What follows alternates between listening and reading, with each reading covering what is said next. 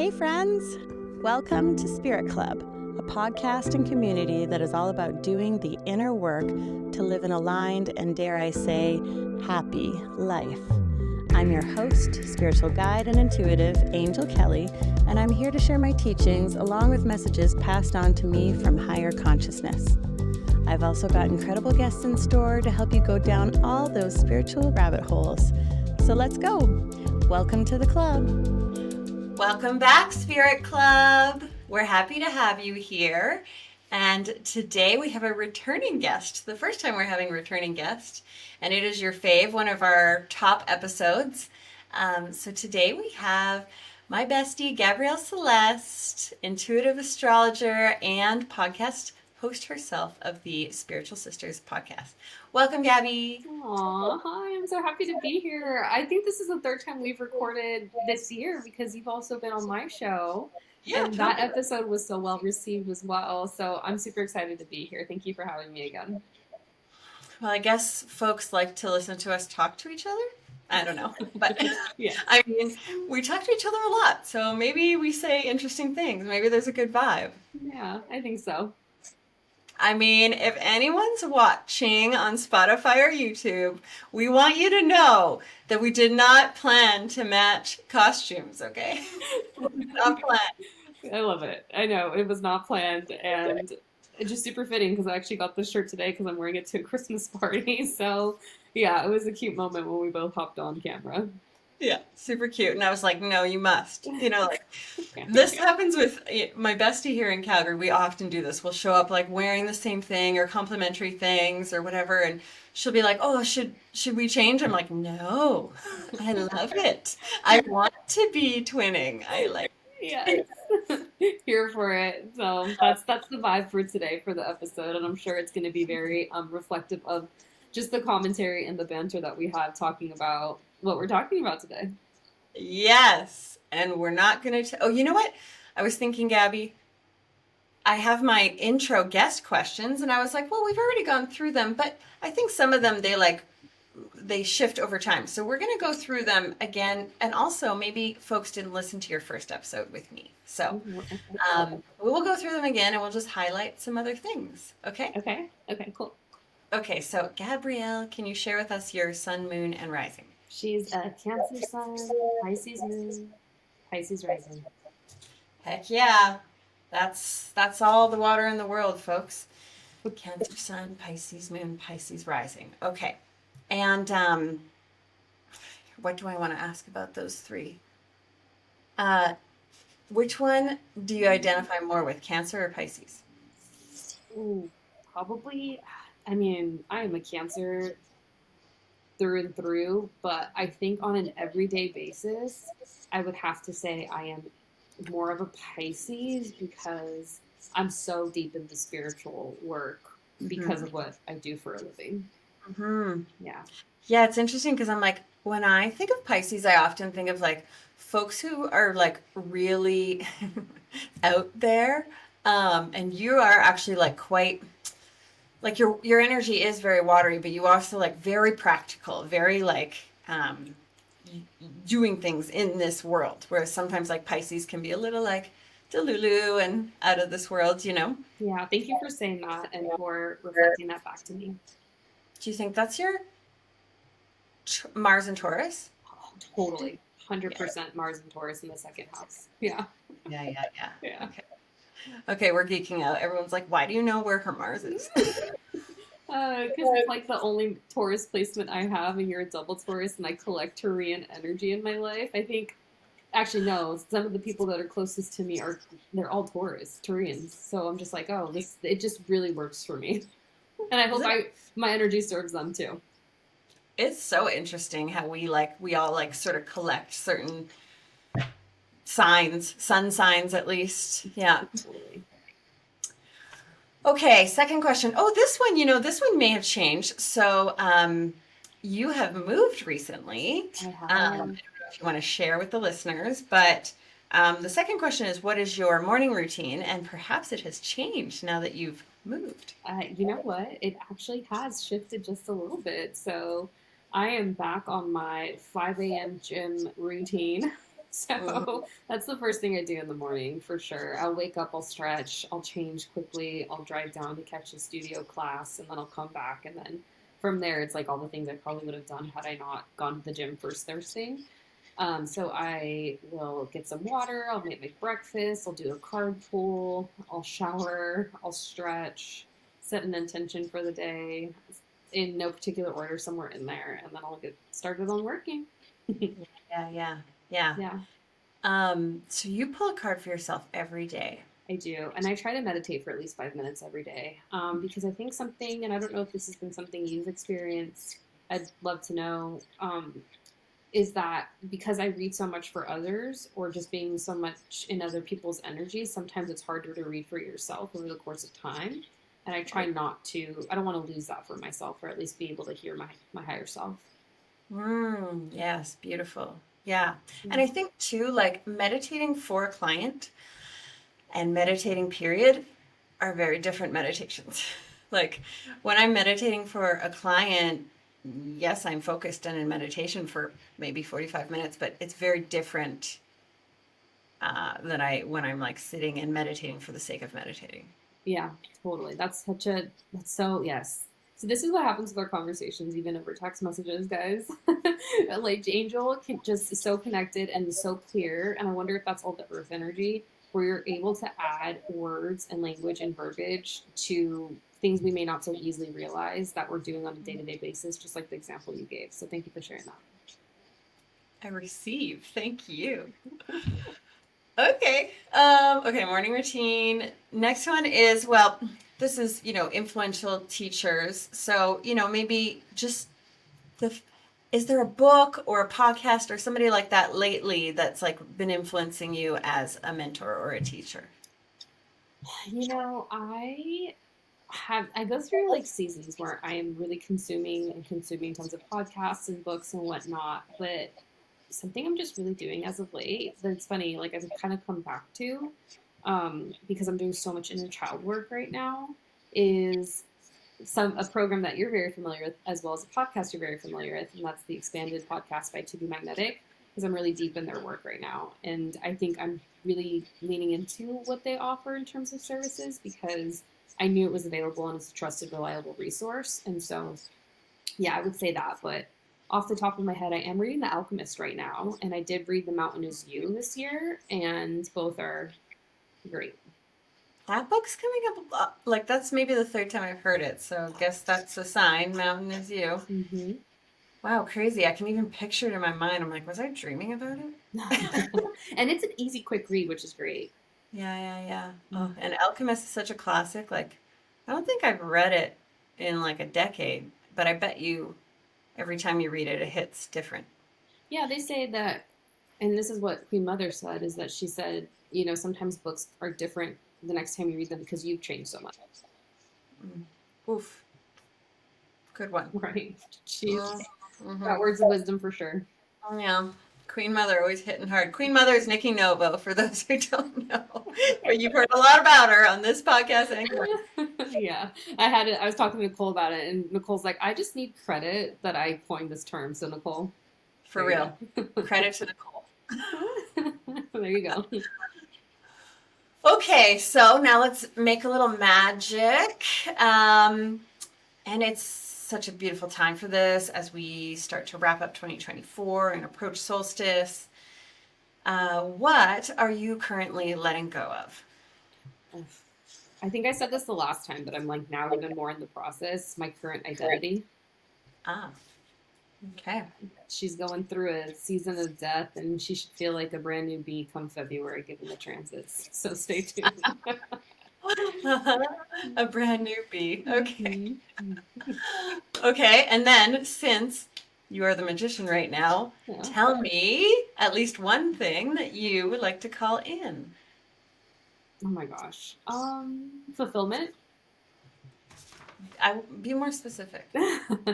I think that there's so many things that I lean into for like happiness that bring me joy, and I think all of them comprised together is fulfillment, according to Chat GPT, because I didn't have the word for it, so I had to go look that up the other day.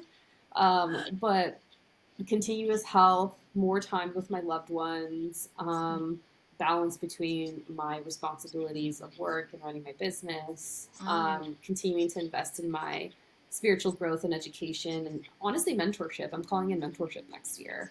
So I'm Ooh, really, I think I'm like gonna, mentorship, like finding a mentor or mentoring someone. well, I think I'm gonna start teaching astrology courses next year. So that, but I feel like I meant it more towards me finding someone that can mentor me. And so if all works out, I'll be working with a shaman in 2025.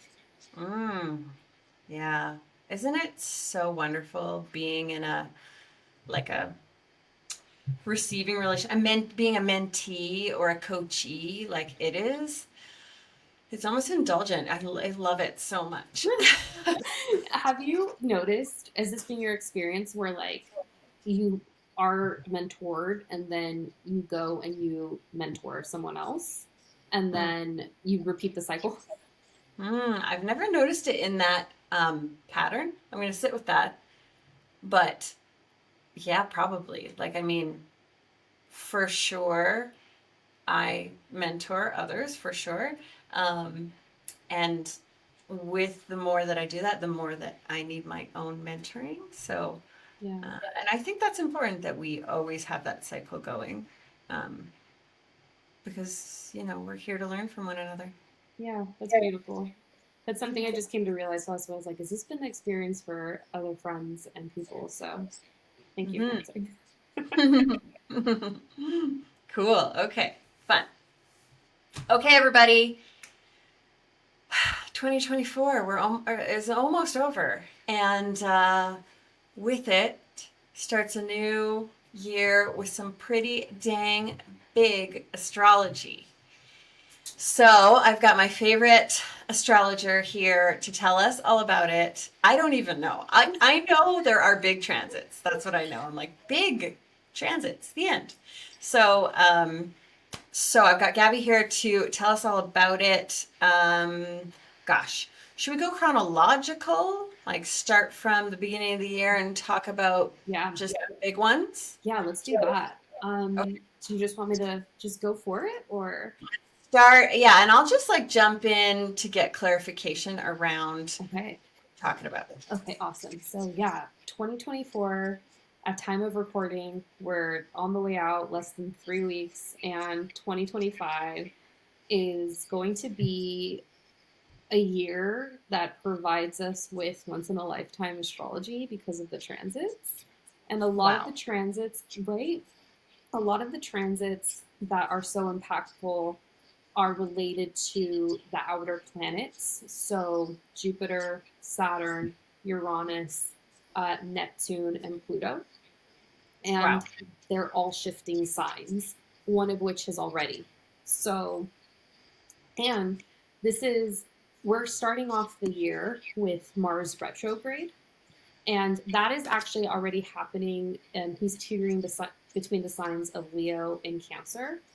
And it's funny. Last week it was starting, or like what it was the first week of December, and I was telling a good amount of people around me. I was like, 2025 has kind of already started because of the transits and like how we're starting the year off with, because all the major transits we're starting with the first one being Mars retrograde is already occurring. Mm. So at time of dropping this episode, we're kind of already feeling into what 2025 is going to feel like. However, once these outer planets really change major signs, which I'll share right now, the dates that they will change signs to. Wait on that. I'm going to interject Okay. quickly. For those who are like super baby astrology, when we talk about transits, Mm-hmm. what do we mean?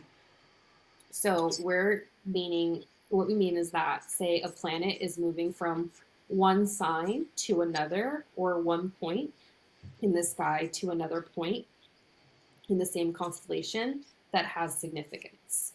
But what I mean in this context is that these planets I just referenced are literally changing to a new sign. Yes.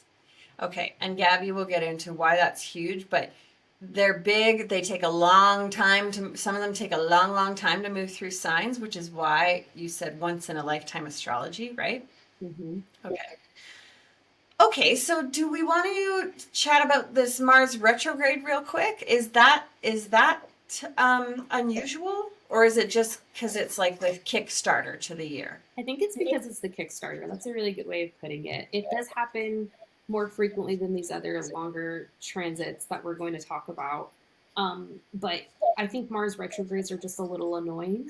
And it doesn't really matter what sign they fall into. Right now, it's Leo and Cancer. So, a common theme that comes up with any Mars retrograde is that money's always going to be in fluctuation. That seems to be one of the things that's associated with the Mars retrograde. But what I've seen as of late is that people are just kind of a little bit more emotional than usual just because it's teetering between, Cancer and Leo, and Mars's least favorite place to be in is actually in Cancer. So anytime, and we're out of that right now at this period of in time of recording. But that's not to say people aren't still feeling the effects of it because it's so back and forth right now. So I think if anything, it's just a really energetically and emotionally sensitive time. And that's kind of like what we're starting the year off with. Yeah, and that started like the December 6th ish, right? Yeah. Yep. I've certainly noticed it. I've certainly noticed it in myself. In conversations with coworkers where, we might not talk about such like triggering sensitive things. Those things are kind of coming up. How's it showing up for you? Oh, well, it's in my fifth house of, childhood, and it's going right over my Chiron. So that's probably why I'm doing all the inner child work right now. I mean, Ouchie, ouch. Yeah. totally, astrology is an experience for sure, and that's how I'm experiencing it. That's such a nice way of saying that. Okay. Uh-huh. It's an experience. Okay. Yeah. All right. So we got Mars retrograde kind of like kicking off our shift into 2025. What then will be our first big transit? So the North Node, the nodes represent the points where the eclipses occur. So right now they're in the sign of Aries and Libra signs. But on January 11th, the North Node and the South Node, which opposes the North Node, are shifting into the axis of Pisces and Virgo. So wherever Pisces and Virgo lands in your chart, that's where you're going to experience change over the next 18 months, give or take. And everyone that's listening, we did an episode on eclipses. Mm-hmm. I don't know the number, but I'll put it in the show notes.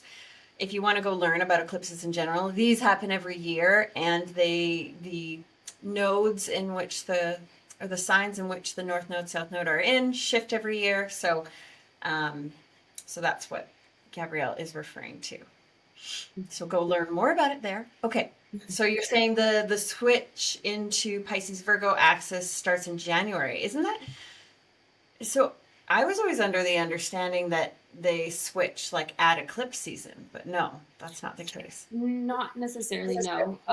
The nodes are just shifting into a new sign. But if I recall correctly, we are still going to have some type of partial lunation happening a little bit on the axis of Aries just because of where the eclipses are happening around eclipse season in March and April.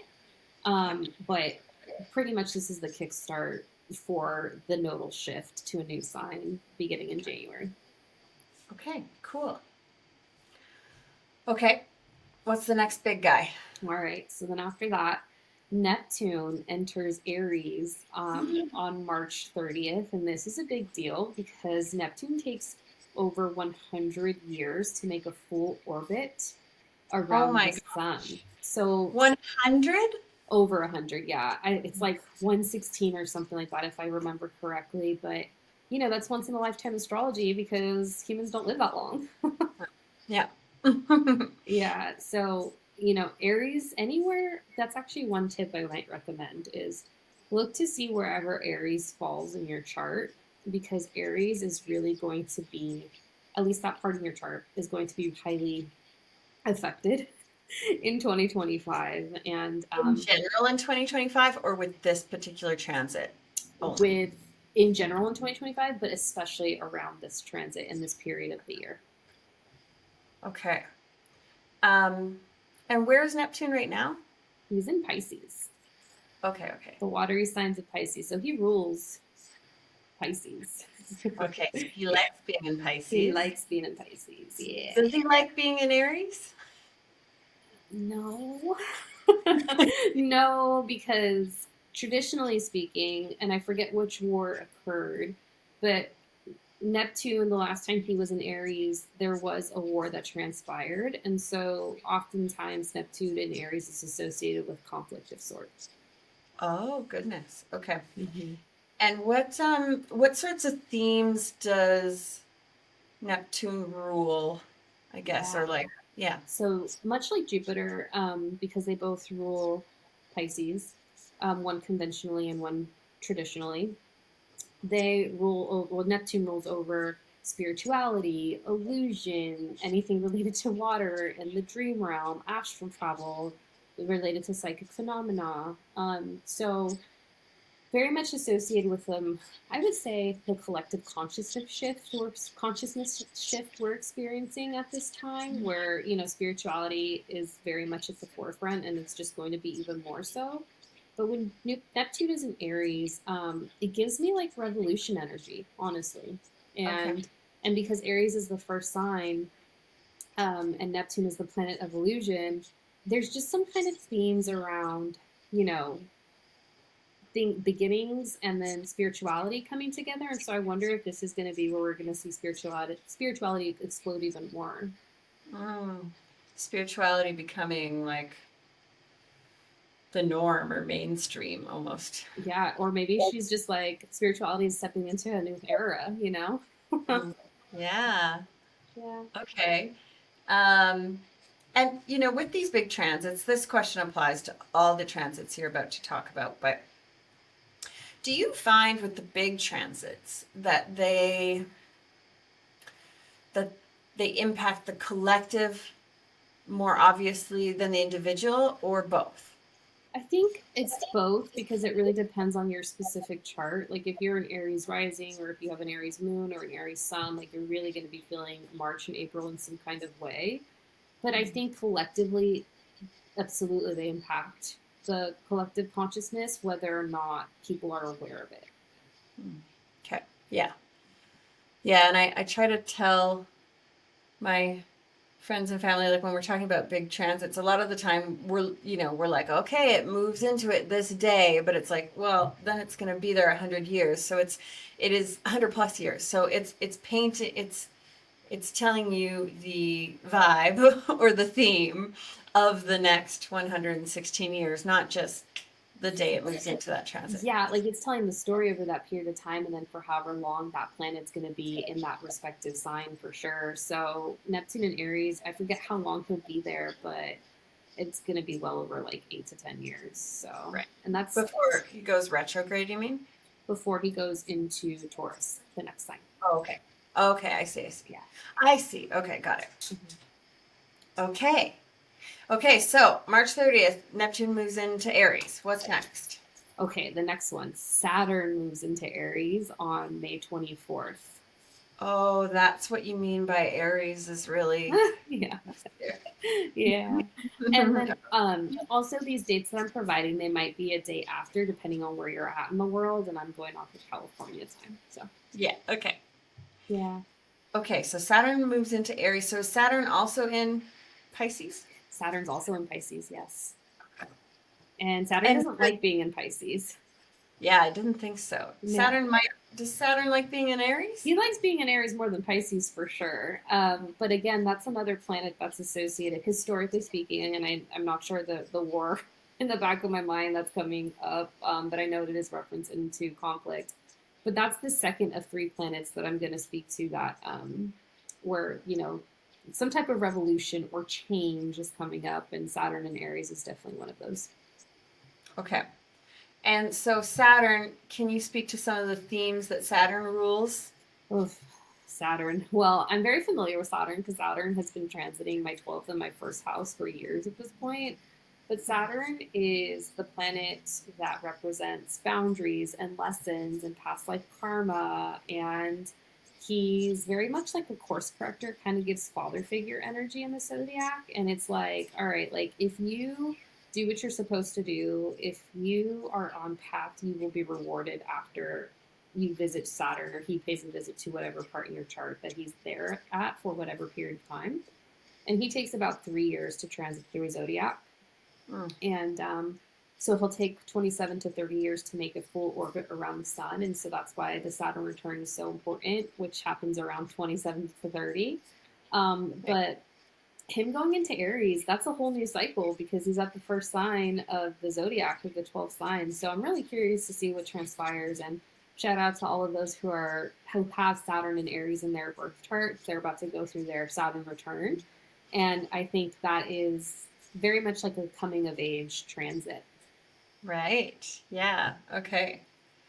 Okay. Boundaries, lessons, past life karma. Okay. So then moving into Aries, that would be themes of, like you were saying, revolution, big change. I don't want to use the word war, but like Aries rules like conflict, right? Yeah. Yeah, and also just like fresh starts because Aries is the first sign, so he's the forefront, beginning of an enterprise. So I feel like Saturn's going to bring about just a lot of changes that maybe we've been calling in for some time as a collective. Like one example I think might happen.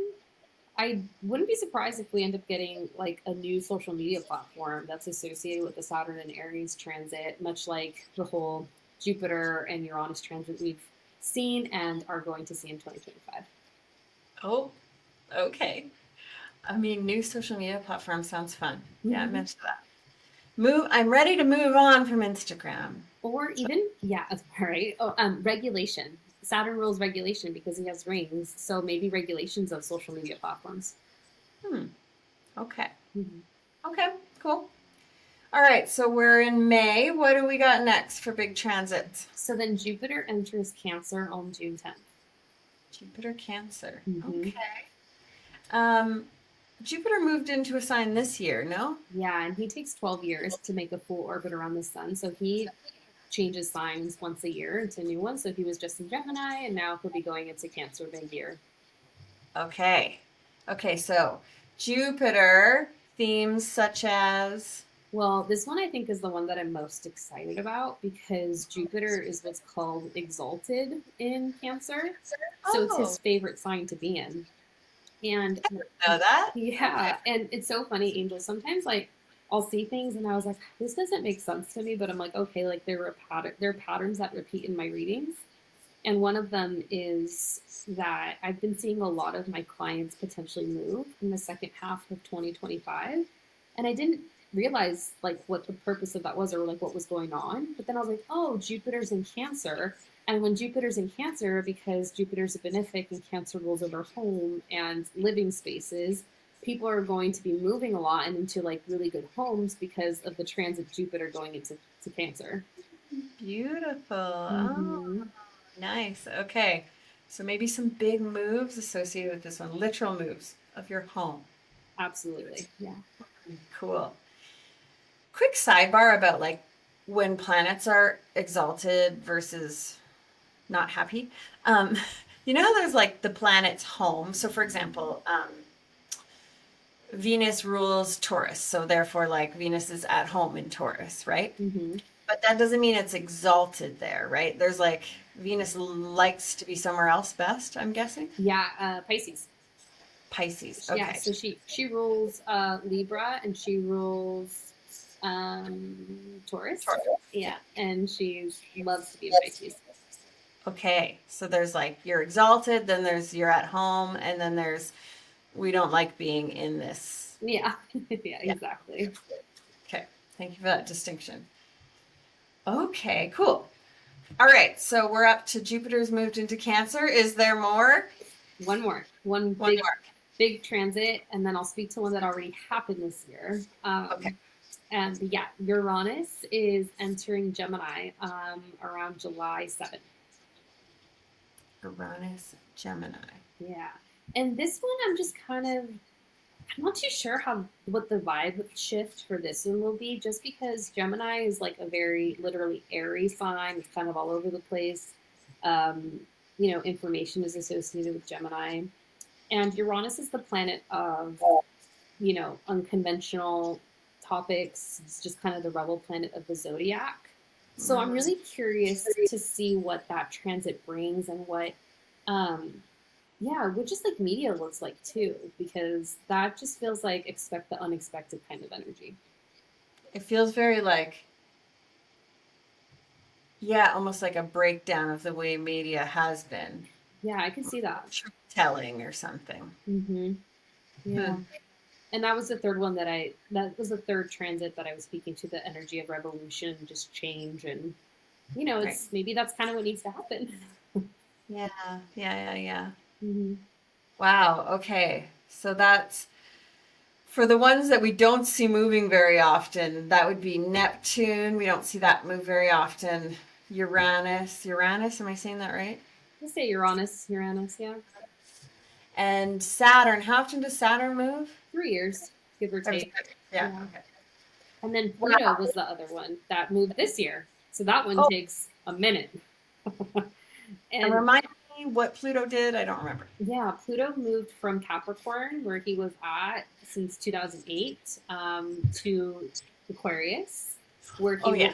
he will be for 16 to 20 years, and he takes about 250 years to orbit the sun. Okay. And so and that happened kind of recently, right? Yeah, in mid-November. Okay. And Pluto moving into Aquarius, what can we expect with that versus Whoa. Pluto being Capricorn?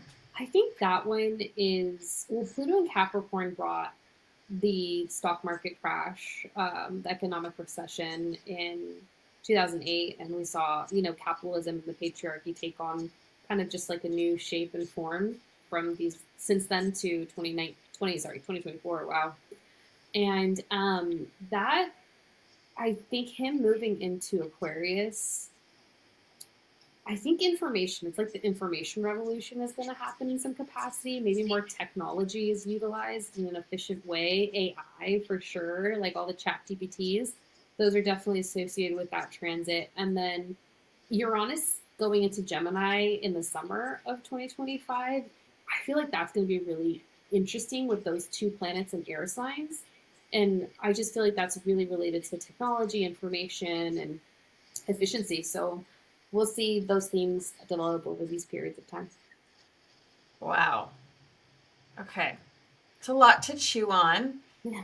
Um, so, are there certain sun signs or rising signs that you think? Because I saw somewhere that I think it was like that the Cardinals were about to have a challenging, or maybe they just finished. Or, anyway, are there certain signs that can expect to be hit the hardest? And I don't mean that in a bad way, folks. I just mean like these transits impacting you a lot. That could be good.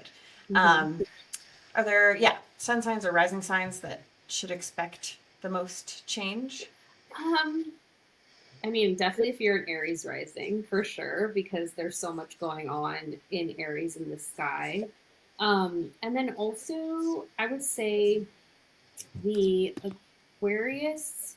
So if you have Capricorn in your second house, which would be Aquarius rising, and then if you have Gemini rising, which would be Cancer in your second. So anywhere like if Cancer's in your second and Capricorn are in your second or your eighth houses, those are the money houses in the zodiac. And I think that that's what social media has really been talking about like Cancers and Capricorns are going to be millionaires by the time this transit's over. It's because their second house is being affected by the Pluto transit. So I feel like everyone in some capacity is going to feel it next year just because there's so much change happening in, 3, 4 signs. So Right. no one's safe in this. And I do think it's going to be very positive. I actually was thinking, and I was saying this to a client today, that 2025 has the potential to be one of the best years of your life just because of everything that's going on. And I certainly feel as though if you've especially been doing the work, I think that you'll be rewarded. And Hmm. this is not to fearmonger in any way, but we lived through 2020 if you were listening to this podcast, and we saw how impactful that year was. And the astrology was once in a lifetime astrology as well. And 2025 is very similar to that. So again, I think 2020 was maybe one of the worst years of life, but for some people it was the best year of life. And I feel like 2025 is very similar in that energy. Okay, so just really huge, and we don't quite know how. Oh. Yeah. Yeah. Okay, well, as someone who's been, you know, studying this, looking into this, and then seeing it coming up in your clients, with your clients in readings, I would love to hear if you have any, like, I mean, you've kind of already alluded to them, but we'll just recap. Any predictions that you have for 2025, either just like psychically or based on the transits? Yeah, and you know what? Actually, like I'm seeing a couple of the transits happening in my third eye right now, so I need to go back and clarify. So if you're, I'm sorry, a Capricorn or a Cancer rising, that puts Pluto in the second house of Aquarius, and opposite of Aquarius is, oh my gosh, remind me, Angel, what is it? Leo? It's Leo, yeah. So Leo would be in the eighth. That's right. So Aquarius, Leo in the second and eighth houses is the transit that everyone on social media is talking about. So there we go. Sorry, I was Okay. confusing myself. But in terms of predictions, I think look to see wherever Cancer is at in your chart because Jupiter is going to be passing through there for 12 months beginning in May. And that's where you're going to see a lot of blessings. But I think one of the predictions that I do see is themes of revolution, which we spoke to, and people really finding like their dream homes or homes that they're going to be in for a long period of time. And just anything that Cancer also represents, which is home, mom, ancestors, becoming a mother. So I would not be surprised if we see a baby boom in some capacity. Interesting. Okay. Those are two big revolution, dream home, and becoming a mother. Yeah. And maybe a lot of like the starseed babies are coming through too, you know? I know that I listened to the episode that you did with Michelle and it just had me thinking, I was like, yeah, I wonder if like we're just gonna see a lot more, I don't know, evolved conscious beings incarnate on planet Earth. I'm sure. Oh my gosh. Yeah. I mean, I think as our humanly consciousness rises, there's going to be more and more of that. And I don't know. I really do feel like our generation, something that we do a lot of is like working through little t trauma from childhood. And I mean, this is a big part of my work. I do it all the time with clients, and I've done it a lot of myself. And, but I just have this feeling like the children that are coming through, it's like that's not going to be the case for them. And it's not to say that they don't experience it in their childhood.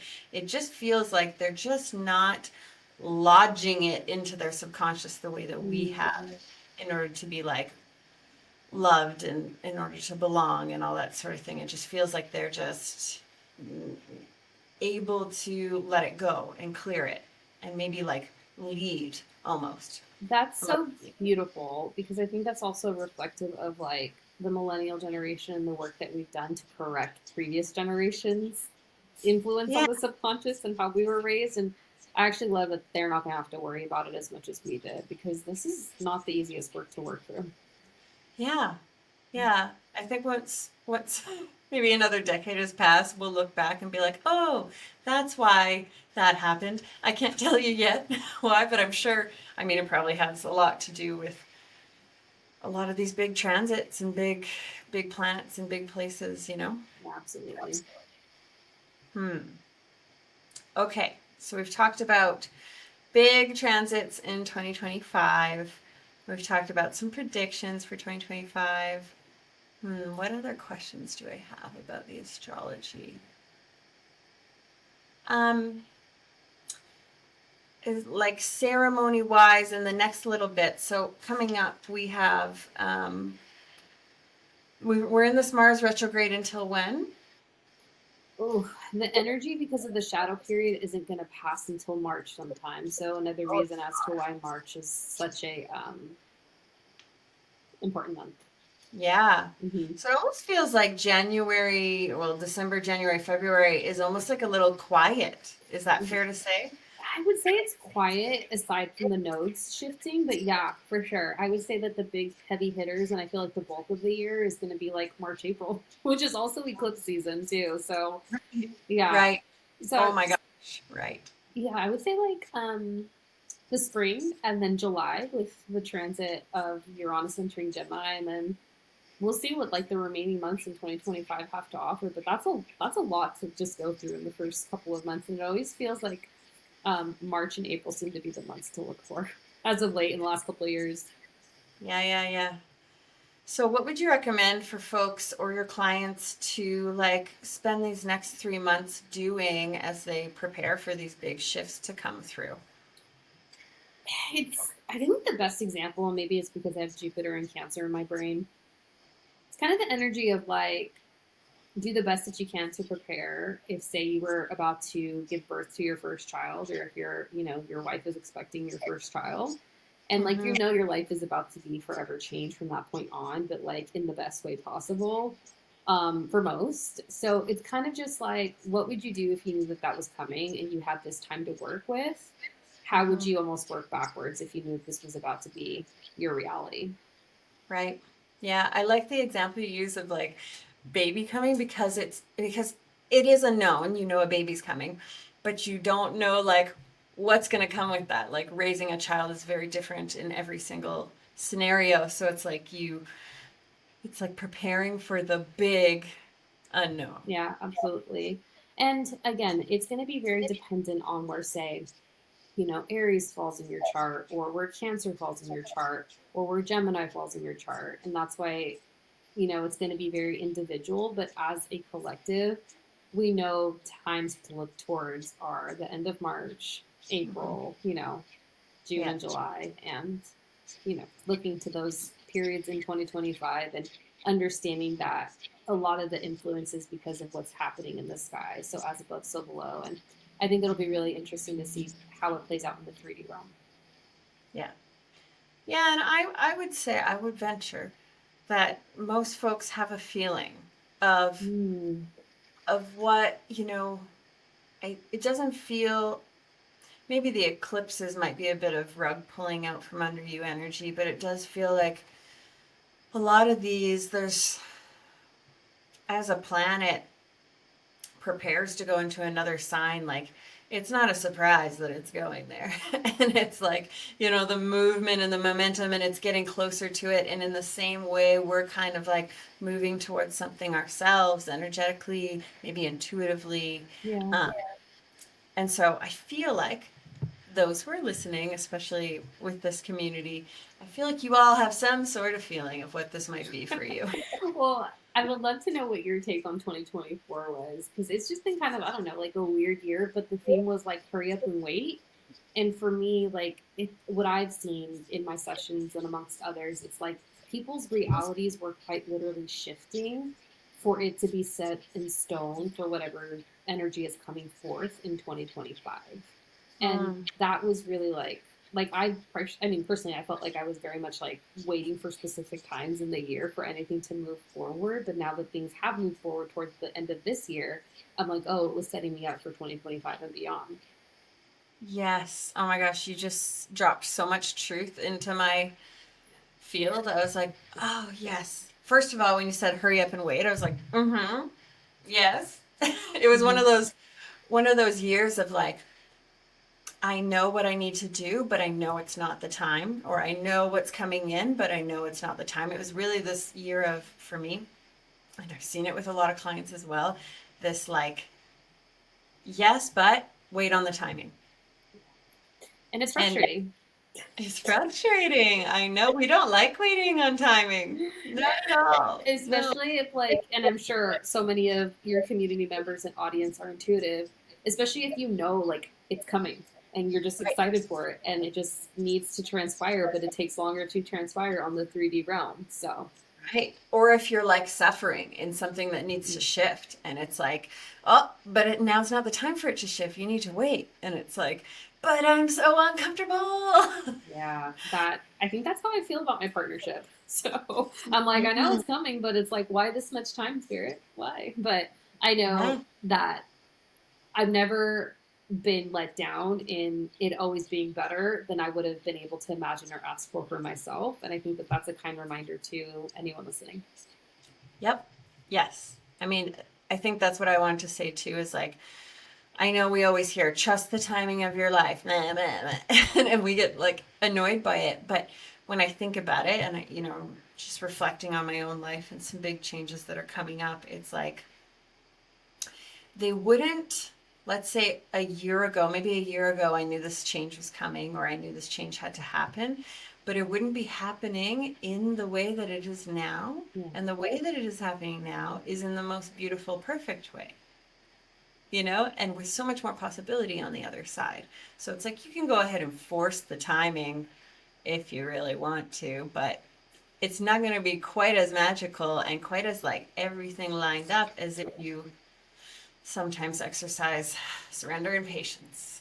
And that is all femininity, and that is all releasing control, which is what some people might have because they feel safe in it and that's all they know. And yeah, it's just trust and surrender. That seems to be the way to go. So yeah, love that. Yeah. Yeah. We talk about it always and we're always just reinforcing it, and I think that's how it goes. Is like the thing with trust and surrender is like I think it will always be our natural instinct to try to control things a little bit in some way or another. That's like kind of part of being human. And the practice is like noticing and shifting back, noticing and shifting back. Yeah, that's really well said. Mm. Okay. Well, I feel like we've covered. Is there anything else you want to share about 2025? I think that's it. I mean, you are all welcome, anyone listening, to join either live or on recording available via my website, the 2025 Year Ahead Workshop, where I will literally go month by month and review the more important but minor details of the transits that are going on in said month. We'll go over the eclipses, the full moons, the new moons, the Mercury retrograde, but the heavy hitters are definitely talked about today. So if you enjoyed what we chatted about, you can join us for $33, and it's taking place on December 20th, 2024 at 5 p.m. PST, and I hope to see you there. Amazing. Yes. So we're going to put that workshop in the show notes. And yeah, will there be like room for questions and stuff in said workshop? Absolutely, yeah. I like to make it as thorough and as diligent as possible, and supportive for those that purchase. And for anyone coming, would you recommend like come with your chart so that you're like Oh, kind of totally. ready?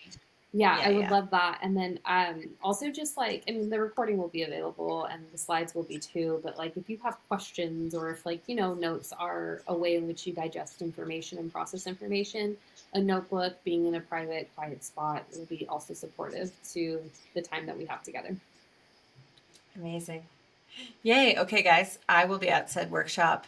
I hope to see you there. I think, there are certain things with every closing of a year and every starting of a new one that I like to do. And this is always one of them, like get some sense of the energy of the year ahead, which is reflected in the transits, really. And then I think as you listen, and as you listen to this episode, you can kind of like, whether you know your chart or not, you can kind of feel like what intuitively comes up to me when I hear like, oh, this is moving into Aries and whatever. And it's like, you can kind of like almost do yourself a mini reading for the year.